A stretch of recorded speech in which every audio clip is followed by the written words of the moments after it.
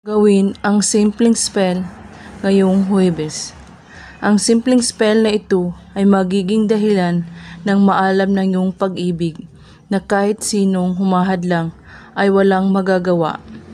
Napakalakas nito, ngunit makapangyarihan.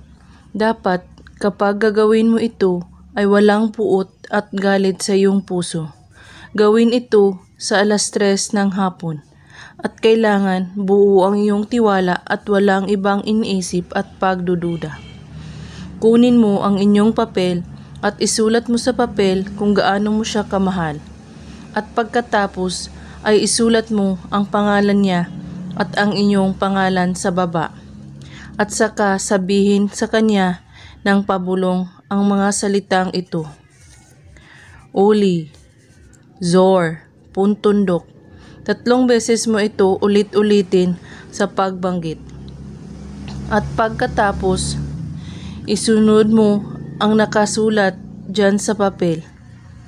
At pagkatapos ay halikan ang papel at saka ito sunugin. At ang abo nito ay ipunin mo at ilagay ito sa maliit na buti.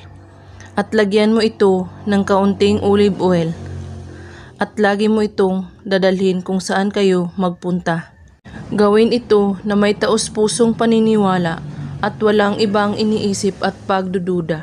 At huwag kalimutang manalangin sa araw at gabi. At kung may katanungan po kayo ay magko-comment lang po sa baba. Maraming salamat sa panonood. May God bless us all.